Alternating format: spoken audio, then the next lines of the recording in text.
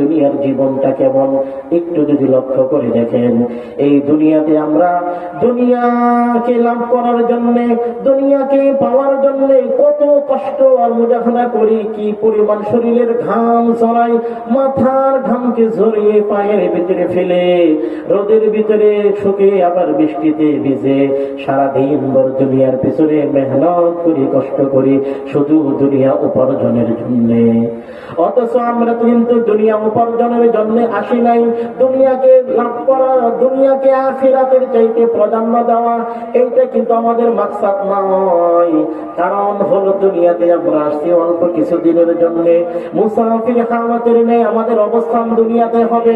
এই জন্য কোনোভাবেই দুনিয়াকে আখিরাতের তুলনায় আখিরাতের মোকাবেলায় দুনিয়াকে প্রাধান্য দেওয়ার কোন সুযোগ নাই। কারণ দুনিয়াকে যদি কেউ প্রাধান্য দেয়, খাসিরাত দুনিয়া ওয়াল আখিরা, তার দুনিয়াও বরবাদ হয়ে যাবে, আখিরাতও বরবাদ হয়ে যাবে। এই জন্য দুনিয়াকে আমরা মুসলমানরা কোনো সময় প্রাধান্য দিতে পারি না। আল্লাহ পাক কোরআনুল কারীমের ভিতরে যারা দুনিয়াকে প্রাধান্য দেয়, মুসলমান হওয়ার পরেও দুনিয়াকে যারা সম্মুখে রাখে, আল্লাহ পাক তাদেরকে ঘোষণা করে বলেন, বাল তুসিরুনাল হায়াতাদ দুনিয়া ওয়াল আখিরাতু খায়রুন ওয়া আবকা। বরং তোমরা দুনিয়ার জীবনটাকে প্রাধান্য দিচ্ছ, দুনিয়ার জীবনটাকে তোমরা সম্মুখে রাখতেছ, অথচ দুনিয়ার জীবনের তুলনায় ওয়াল আখিরাতু খায়র, আখিরাত হলো শ্রেষ্ঠ এবং আখিরাত হলো চিরস্থায়ী। এই জন্য কোন মুমিন মুসলমান কোন অবস্থাতেই দুনিয়ার জীবনকে কোনোভাবে প্রাধান্য দিতে পারে না। মুহতারাম মুআজ্জাজ হাজিরিন, আমরা যদি কোরআনুল কারীমের দিকে তাকাই, আল্লাহ পাক কোরআনুল কারীমের ভিতরে বর্ণনা করেন, وَأَمَّا مَنْ خَافَ مَقَامَ رَبِّهِ وَنَهَى النَّفْسَ عَنِ الْهَوَى فَإِنَّ الْجَنَّةَ هِيَ الْمَأْوَى।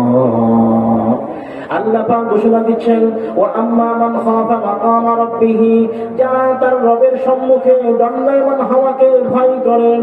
আল্লাহ পাকের সম্মুখে একদিন আমাকে আপনাকে হাজির হতে হবে, একদিন আল্লাহ পাকের সম্মুখে আপনাকে আমাকে উপস্থিত হতে হবে। সেই দিন আল্লাহ পাক দুনিয়ার সমস্ত হিসাব নিকাশ নেবে। এই আল্লাহ পাকের সম্মুখে হাজির হওয়াকে, আল্লাহ পাকের সম্মুখে উপস্থিত হওয়াকে যারা ভয় করে এবং তারা মনের হিসাব যে আছে, মনের ইচ্ছা তামান্না সবগুলাকে পরিত্যাগ করে এগুলা থেকে বিরত থাকে, এই গুণ যাদের ভিতরে থাকবে, আল্লাহ পাকের সম্মুখে উপস্থিত হওয়াকে ভয় করবে আর মনের খেয়াল খুশি, মনের হিসাবকে এগুলা থেকে নিজেকে বিরত রাখবে। আল্লাহ পাক বলেন, ফাইন্নাল জান্নাতা হিয়াল মাওয়া, জান্নাত হবে তাদের ঠিকানা। এই জন্য মুহতারাম মুআজ্জাজ হাজিরিন, আমি আপনাদের সম্মুখে আল্লাহ পাকের কোরআন থেকে বর্ণনা দিয়ে আপনাদেরকে শোনায় দিচ্ছি, মুমিন মুসলমান কোনোভাবে দুনিয়ার জীবনকে প্রাধান্য দিতে পারে না, মুমিন মুসলমান কোনোভাবে দুনিয়ার জীবনকে সম্মুখে রাখতে পারে না, মুমিন মুসলমান কোনোভাবে দুনিয়ার জীবনকে সে টার্গেট আর লক্ষ্যবস্তু বানাইতে পারে না। মুহতারাম মুআজ্জাজ হাজিরিন, আপনাদেরকে একটা কথা সুন্দর করে মিসাল দিলে আপনারা খুব ভালো বুঝবেন। আমার কথাগুলো লক্ষ্য করে শোনেন। এই যে ধরেন আমাদের দুনিয়ার জীবন 60 থেকে 70 বছর, এটা হলো মূল সময়। 60 থেকে 70 বছর পরে আমাদের একটা হায়াত দুনিয়াতে আল্লাহ দান করেছেন। এই দুনিয়াতে আসার পরে আপনি যদি হায়াতের মূল টার্গেট বুঝতে না পারেন, এই দুনিয়াতে আপনি কেন আসছেন, কি জন্য আসছেন, যদি এই টার্গেটটা বুঝতে না পারেন, আপনার মতো বোকা, আপনার মতো নির্ভুল এই দুনিয়াতে দ্বিতীয় মনে হয় কেউ আর হবে না। কারণ নবীজি বিভিন্ন ভাবে হাদিসের ভিতরে আমাদেরকে বুঝাইছে, কারণ হলো দুনিয়ার জীবনকে প্রাধান্য দেওয়ার কোনো সুযোগ নাই। হাদিসের ভিতরে আছে, আল কাইয়িসু মান দানা আলা নাফসিহি ওয়া আমিলা লিমা বাদাল মাউত। জ্ঞানী ব্যক্তি সে, যেই ব্যক্তি নিজেকে নিয়ে হিসাব নিকাশ করেন। আল কাইয়িসু মান দানা নাফসিহি, নিজেকে নিয়ে চিনে, নিজেকে নিয়ে ধরপাকড় করে, মুআখাযা করে, সব সময় নিজের ব্যাপারটা নিয়ে হিসাব নিকাশ করে। এই যে লোকটা নিজেকে নিয়ে হিসাব নিকাশ করে আজকে 24 ঘন্টায় কয়টা কথা কার্যকর, কয়টা কথা খাবের, কয়টা কথা প্রয়োজনীয় বলছে, আর কতগুলো কথা অপ্রয়োজনীয় বলছে, নিরর্থক কথা বলছে, অনর্থক কথা বলছে। সব সময় নিজেকে নিয়ে হিসাব নিকাশ করে। আল কাইয়্যিসু মান দানা আলা নাফসিহি, নিজের নফসকে সে চিনতে পারে, নিজেকে নিয়ে সে সবসময় চিন্তা ভাবনা করেন। এই যে সবচাইতে জ্ঞানী তো সে, ও আমিলা লিমা বা'দাল মাউত, মৃত্যুর পরের জীবনের জন্য আমল করে। মৃত্যুর পরের একটা জীবন আছে, সেই জীবনে এই জীবনের সমস্ত হিসাব নিকাশ গুলা দিতে হবে। এই হিসাব নিকাশের জন্য মৃত্যুর পরের জীবনের জন্য আমল করে। এই জন্য এই লোকটা হলো সবচাইতে জ্ঞানী, সবচাইতে বুদ্ধিমান। ওয়াল আজিজু মান আতবা নাফসাহু হাওয়াহা ওয়া তামান্না আলা আল্লাহ, আর ওয়াল আজিজু মান আতবা নাফসাহু হাওয়াহা ওয়া তামান্না আলা আল্লাহ, সবচাইতে নির্ভুল, সবচাইতে হতভাগা, সবচাইতে মাহরুম, বঞ্চিত ওই ব্যক্তি, যেই ব্যক্তি সে তার মন খেয়াল খুশির অনুসরণ করে, সব সময় নফসের পূজা করে, নফসের প্রাবন্দি করে, নফসের অনুসরণ করে, আর আল্লাহর উপরে বড় বড় আশা করে বসে থাকে। আল্লাহর উপরে বড় বড় আশা, আল্লাহর উপরে বড় বড় ভরসা, মানে আল্লাহর উপরে সব সময় তার বড় বড় এমন ভাবে সে আশা করে বসে আছে যে আশার কোনো ফল নাই। ধরে নেন একজন মানুষ 24টা ঘন্টার ভিতরে আল্লাহর হুকুম মানে না, 5 ওয়াক্ত নামাজ পড়ে না, হালাল হারাম বেঁচে চলে না, গান বাজনা থেকে বিরত থাকে না, এবং সে হাজার রকমের অন্যায় অপরাধ করতেছে।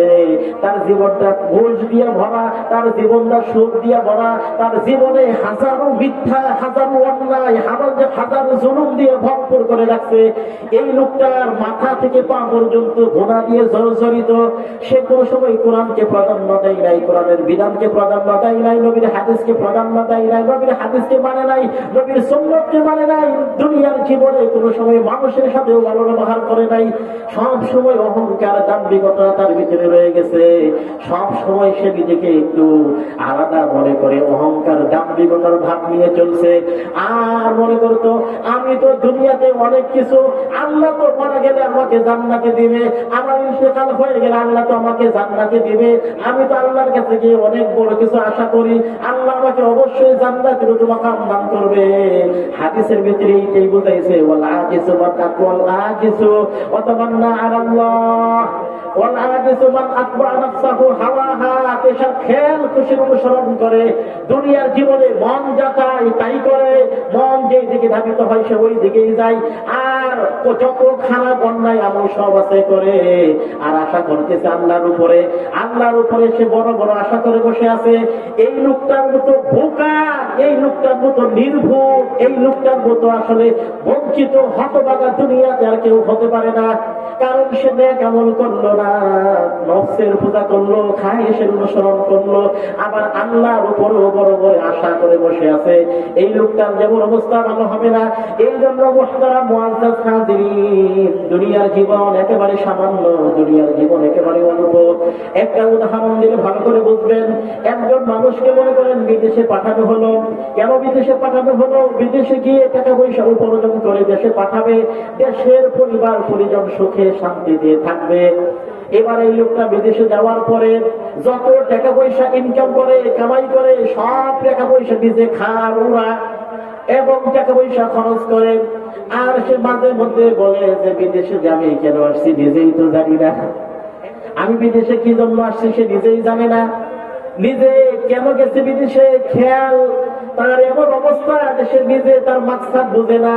সে এই জন্য টাকা পয়সা কামাই করে উড়াইয়া 10 বছর 20 বছর বিদেশ থেকে এরপরে যেদিন দেশে আসলো, তার পরিবার পরিজন সকলেই তো তাকে পাওয়ার কারণে খুশি। এরপরে যখন জিজ্ঞেস করলো বিদেশ থাকলা 10 বছর 15 বছর 20 বছর, দেশে কি নিয়ে আসলা? এবার জিজ্ঞেস করে আমি বিদেশে কেন গেছি আমি তো এইটাই জানি না, আমি তো টাকা পয়সা কোনো কিছু নিয়ে আসি নাই, খালি হাতে আসছি। এবার আপনারা বলেন তো দেখি, এই লোকটা বিদেশে গেল 10 বছর 15 বছর 20 বছর থাকার পরে খালি হাতে দেশে আসলে, এবার তার পরিবার পরিজনের যারা আছে, তার আত্মীয় স্বজন যারা আছে, তার বন্ধু বান্ধব যারা আছে, তার প্রতিবেশী, তার মহল্লা এলাকাবাসী যারা আছে, এই লোকেরা এই লোকটাকে জ্ঞানী বলবে না নির্বোধ বলবে? নিঃসন্দেহে বলবে তোমার মতো নির্ভুল, তোমার মতো বোকা মনে হয় সমাজে আর কেউ হয় না। আরে মিয়া, এত কষ্ট করে জমি জমা বিক্রি করে তোমার আত্মীয় স্বজন এতগুলা টাকা দিয়ে 5 লাখ টাকা 6 লাখ টাকা এইভাবে 10 লাখ টাকা এতগুলা 5 6 7 8 9 10 লাখ টাকা খরচ করে কত কষ্ট করে তোমাকে বিদেশে পাঠানো হলো, আর তুমি বিদেশ থেকে খালি হাতে আসলা। তাহলে তোমার মতো তো নির্ভুল, তোমার মতো বোকা তো আর কেউ থাকে না, কেউ হতে পারে না। যেই নাকি পরিবার কেন তাকে বিদেশে পাঠাইছে এই কথাই বুঝে নাই, এই কথা সে মাকসাদ হারাইয়া ফেলছে, তার উদ্দেশ্য ভুলে গেছে। এই লোকটাকে দুনিয়ার সমস্ত মানুষের বোকা বলবে, নির্বোধ বলবে। আমি বলি এই লোকটা যদি বোকা আর নির্বোধ হয়, তাহলে যেই লোকটা 60-70 বছরের জীবন পেয়ে দুনিয়াতে এসে সে তার মাকসাদ ভুলে যায়, আখিরাতের জীবন ভুলে যায়, কবরের জীবন ভুলে যায়, হাসরের জীবন ভুলে যায়, পরকাল এসে কি তার সামানা হবে, পরকাল এসে কি নিয়ে যাচ্ছে এইটা যে ভুলে যায়, তাহলে বলেন তো দেখি নিঃসন্দেহে এই লোকটা কি আরো তার চাইতে বড় বোকা না? দুনিয়া 60-70 বছরের জীবন যদি এসে বিদেশ থেকে খালি হাতে এসে এই জীবন নষ্ট করলেও কিন্তু এর একটা দুনিয়াতে একটা বইরে দেওয়ার একটা ব্যবস্থা থাকে, আরেকটা কাজ করতে পারে। কিন্তু কেউ যদি পরকালের জীবনে একবার আল্লাহর কাছে ধরা পড়ে যায়, পরকালের জীবনে কেউ যদি একবার নেক আমল না থাকার কারণে তার আমল নামাটা যদি খালি হয়ে যায়, তার আমল নামা যদি নেক থেকে মুখ শূন্য হয়ে যায়, তার বিজনের পাল্লা যদি হালকা হয়ে যায়, তার যদি এবার পরকালে কোনো নেক আমল না থাকে, সে যদি এমন খালি হাতে গেছে, পরকালে কোনো সামান তার কাছে নিয়ে যায় নাই, বিজনের পাল্লায় বডি আর নেকি ওজন দিলে তার জীবনে সমস্ত বডি দিয়ে ভরা, সমস্ত গুনাহ দিয়ে ভরা, তার জীবনে কোনো নেক আমল নাই। বিজনের পাল্লায় নেকি আর বডি ওজন দেওয়ার সঙ্গে সঙ্গে তার ঘোড়ার পাল্লাটা হেলে যাবে, তার নেকের পাল্লাটা উপরে উঠে যাবে। এই যে পরকালের হিসাব নিকাশে লোকটা কি হয়ে গেল, হেরে গেল। ভাই ও আমার, বন্ধুরা আমার, আপনারা হিসাব করেন তো দেখি, পরকালের জীবনে কেউ যদি একবার হেরে যায়, দ্বিতীয়বার পাশ করার কোনো সুযোগ নাই, দ্বিতীয়বার আরেকবার যে সুযোগ পাবে সেই সুযোগ আর নাই। দুনিয়াতে যতবার মানুষ হেরে যাবে, দুনিয়াতে যতবার ফেল করবে ততবার পাশ করার সুযোগ আছে। একজন ছেলে প্রথম বছর এসএসসি পরীক্ষা দিয়েছে, ফেল করছে, দ্বিতীয়বার আবার পরীক্ষা দিতে পারবে, আবার ফেল করলে আবার পরীক্ষা দিতে পারবে। যতবার ফেল করবে ততবার পরীক্ষা দেওয়ার চান্স, সুযোগ আছে। দুনিয়ার মামলা মোকদ্দমায় যদি জজ কোর্টে হেরে যায়, হাইকোর্টে এসে এবার মামলা আপিল করতে পারে। এই যে জজ কোর্ট থেকে মনে করেন জজ কোর্টে সে হেরে গেল, হাইকোর্টে আপিল করবে, হাইকোর্টে আপিল যদি হেরে যায় সুপ্রিম কোর্টে আপিল করবে। দুনিয়াতে যতবার মামলা মোকদ্দমায় হেরে যাবে ততবার আরেকটা সুযোগ আছে, সে সেখানে আপিল করতে পারবে। দুনিয়াতে যত জায়গায় মানুষ দুনিয়াতে হেরে যাবে, তত জায়গায় মানুষ বিজয়ী হওয়ার জন্য আরেকবার চেষ্টা করতে পারবে। কিন্তু পরকালের জীবন এবং জীবন একবার যদি কেউ হেরে যায়, দ্বিতীয়বার পাশ করার কোনো সুযোগ নাই। মুহতারাম মুআজ্জাজ হাজিরিন, আমার ওয়াজের বিষয়টা আপনারা যদি বুঝে থাকেন, আমি কি বুঝাইতে চাচ্ছি, দুনিয়ার জীবন মাত্র একেবারে অল্প, একেবারে সামান্য, 60 থেকে 70 বছর এই দুনিয়ার জীবন। এই জন্য কোন মানুষ যদি দুনিয়ার জীবনটাকে একবার নষ্ট করে, দুনিয়ার জীবনটা যদি একবার শেষ করে ফেলে, কুরআনুল কারীমে আল্লাহ পাক বলেন, وأنفقوا مما رزقناكم من قبل أن يأتي أحدكم الموت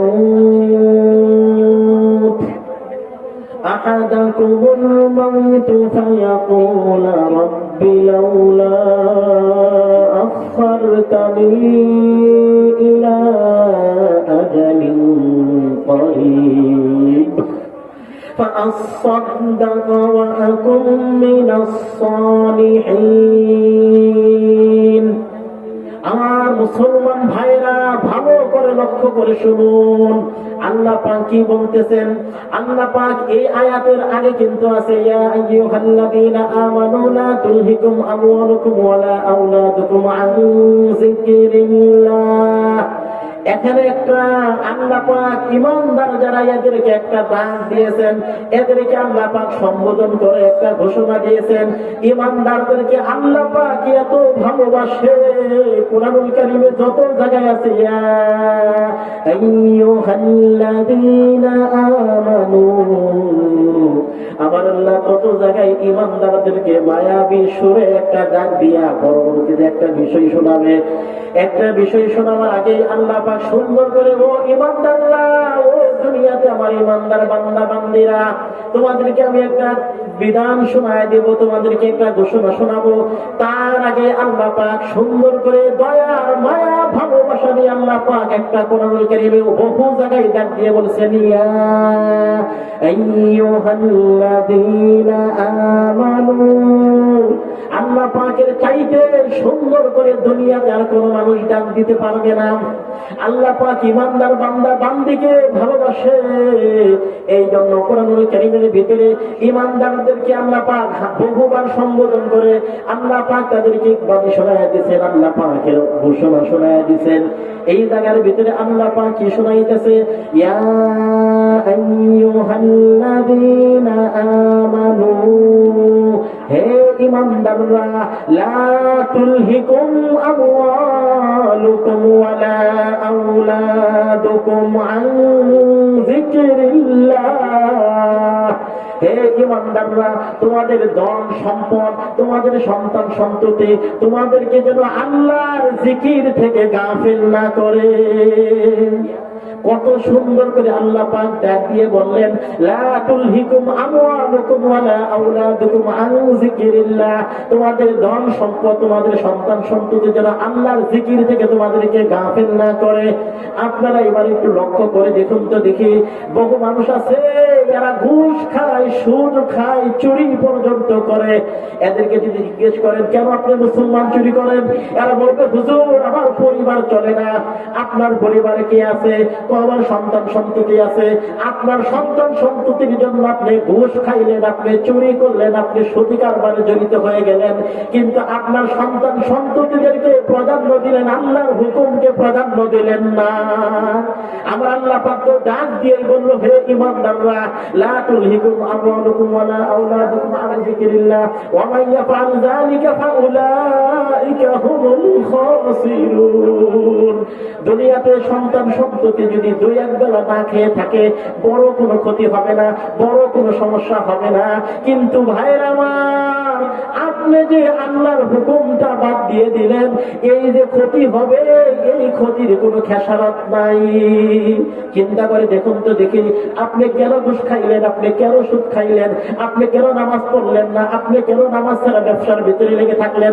আপনার চিন্তা হলো, আমি যদি ব্যবসা বাণিজ্য বেশি করি, নামাজ রোজা না করে ব্যবসার ভিতরে লেগে থাকি, লাভ বেশি হবে, টাকা পয়সা বেশি হবে।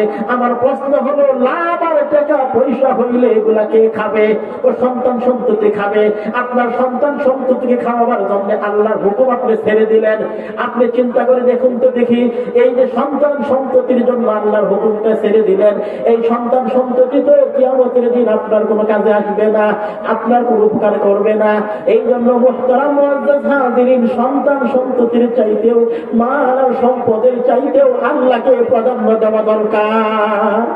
আল্লাহ পাক কত সুন্দর করে ডাক দিয়ে বলল, ইয়া আইয়ুহাল্লাযীনা আমানু, হে ঈমানদাররা, লা তুলহিকুম আমওয়ালুকুম ওয়ালা আওলাদুকুম আন যিকরিল্লাহ। তোমাদের ধন সম্পদ, তোমাদের সন্তান সন্ততি যেন আল্লাহর জিকির থেকে, স্মরণ থেকে না গাফিল করে।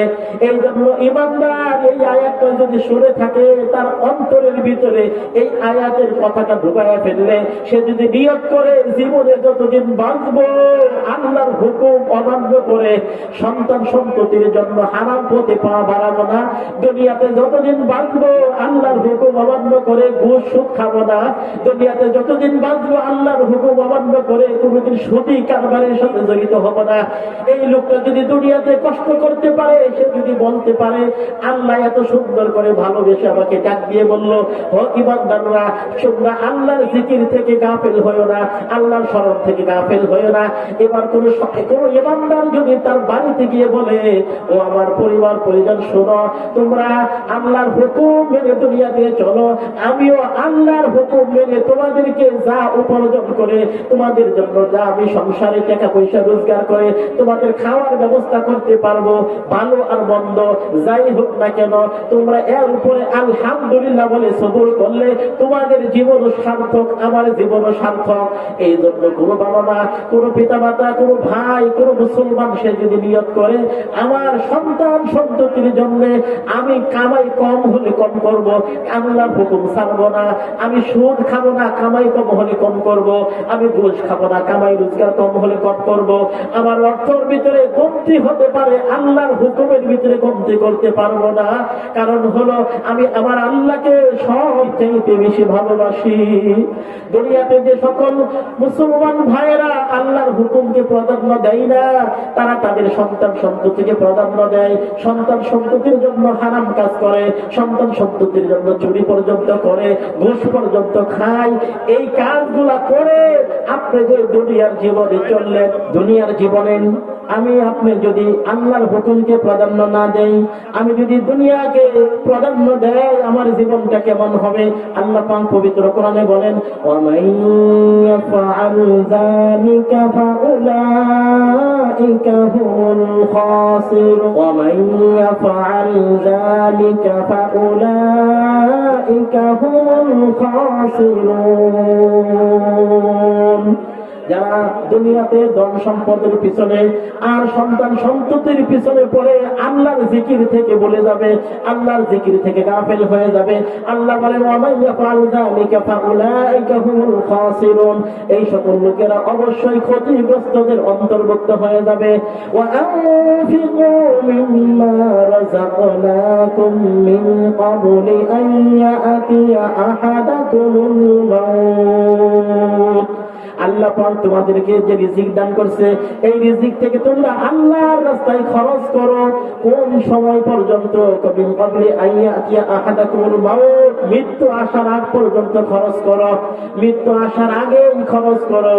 কারণ যদি মৃত্যু এসে যায়, বিন ক্বাবলি আইয়াতিয়া আহাদাকুমুল মাউত, মৃত্যু এসে গেলে বলবে ফায়াকুল রাব্বি লাউলা আখখারতানি ইলা আজালিন ক্বারিব, হে প্রভু আমাকে অল্প একটু সময় দেন, আজালিম করিব, একেবারে অল্প সময় দেন আমাকে, ফাআসাদদাকা ওয়া আকুন মিনাস সালিহিন, আমার সমস্ত টাকা পয়সা যা আছে সব দান সদকা করে একেবারে নেককারদের কাতারে শামিল হয়ে যাব।